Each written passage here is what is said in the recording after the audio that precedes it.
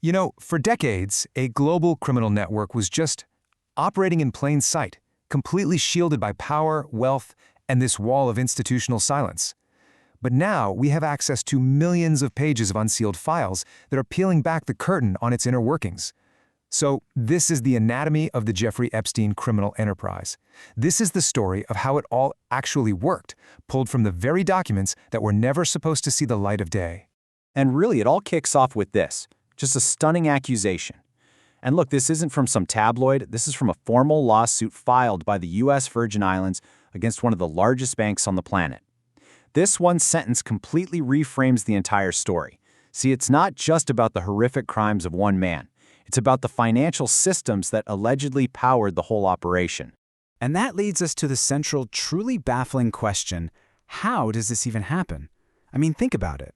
How does an institution like J.P. Morgan Chase, a pillar of global finance with armies of compliance officers, get so entangled that it's accused of being indispensable to a trafficking ring? It almost doesn't seem possible. And this is the thread we are going to pull on. To find the answer, you just have to follow the money. And the sheer scale of what we're about to see is genuinely mind-boggling. What it reveals is a pattern of what investigators would later call, well, willful blindness. The amount of money is just staggering. We're talking more than $1 billion. Over a 15-year relationship, that's what J.P. Morgan processed for Epstein and his web of shell companies. This wasn't some small, overlooked account. It was a massive financial pipeline, pumping money right into the heart of this enterprise. So you might be wondering, when did the bank finally start looking into all this? Well, not until after Epstein's death in 2019. It was only then that J.P. Morgan went back and retroactively flagged nearly 5,000 transactions as suspicious. Just let that sink in for a second. Thousands of red flags, all identified only after the damage was already done. The court filings also detail massive, and I mean massive, cash withdrawals. Over $750,000 in cash pulled directly from JPM accounts. And investigators knew right away this was a huge deal because cash was the primary way Epstein paid his victims and recruiters for so-called massages. It was the untraceable currency of the whole operation. And look, this was not an isolated failure at one bank. It was a systemic breakdown across the financial industry. J.P. Morgan, as we've seen, kept the accounts open for years, even after multiple internal warnings. But what happened when they finally closed them? Well, Deutsche Bank stepped right in, processing payments to victims disguised as tuition. And BNY Mellon? They moved hundreds of millions without filing the required reports until it was all over. It was like a chain of institutional failure. Okay, so the financial engine was obviously critical, but it couldn't run on its own. It needed a human network. This is what investigators call the architecture of impunity, the people and the systems that manage the day-to-day operations of the trafficking network, insulating it from the outside world. A deep forensic analysis of the unsealed files has identified what investigators now call the Core Four. According to the filings, these women were not bystanders. They were the operational backbone of the whole thing. Ghislaine Maxwell, the chief associate and alleged top recruiter, Sarah Kellen, who managed schedules and the movement of victims, Leslie Groff, who handled the incredibly complex logistics of travel and communication, and Adriana Ross, who allegedly managed logistics on the ground. So how in the world did an enterprise this vast stay hidden for so long?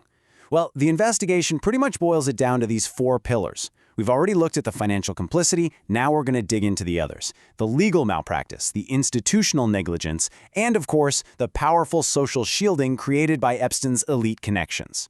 And this brings us to what is maybe the most infamous part of this entire saga. The moment the legal system didn't just bend, it completely broke. This was the moment that gave Epstein and his entire network what was basically a get-out-of-jail-free card.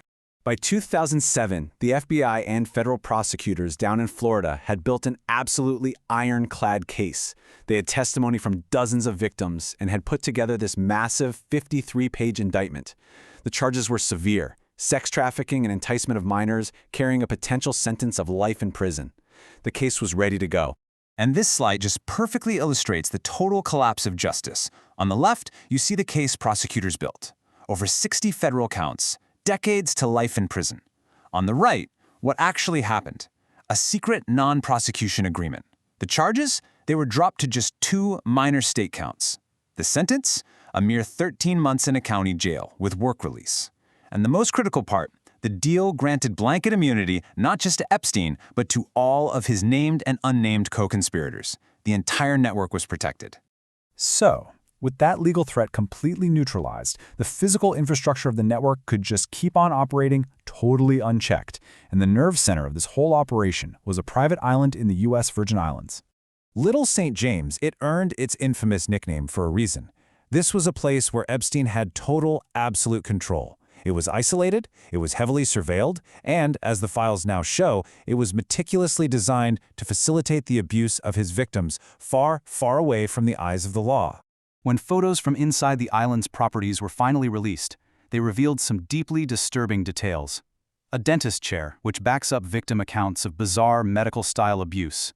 A white yurt, inexplicably equipped with a defibrillator. A blackboard, filled with redacted high-level contacts. And this recurring Lolita theme, which investigators saw as a clear forensic signature of his grooming methods. For over a decade after that secret deal, the full story just remained buried. But mounting pressure from survivors and journalists finally led to a legal battle for transparency that would, well, change everything. So how did we finally get that transparency? Well, after Epstein's final arrest and his death in 2019, the floodgates started to creak open. First, some key documents from the Giuffre versus Maxwell civil suit were unsealed in 2024. Then, in a rare bipartisan move, Congress passed the Epstein Files Transparency Act, which really forced the issue. And all of that led to the massive release of 3 million pages of investigative files to the public in early 2026.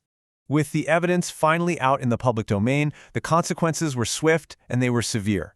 And they extended far beyond the Epstein estate, reaching right into the boardrooms in royal palaces that had once offered him protection. The first to fall were the financial enablers. The banks paid a massive price for their complicity. JP Chase paid out hundreds of millions in settlements to victims and the U.S. Virgin Islands. Deutsche Bank followed, settling with victims for $75 million for their role in keeping the network funded. And then came the moment that many people believed would just never happen.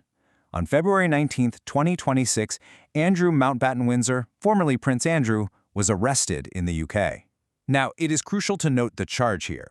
It wasn't for the abuse allegations, which he has always denied, but for misconduct in public office. This means he was accused of using his official royal position and resources to help and legitimize Epstein's enterprise. It was a historic signal that, maybe, no one was truly above the law.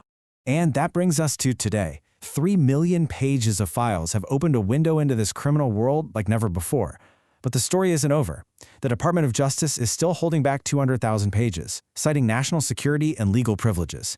And so, the ultimate question remains. After all this, do we really know the full truth?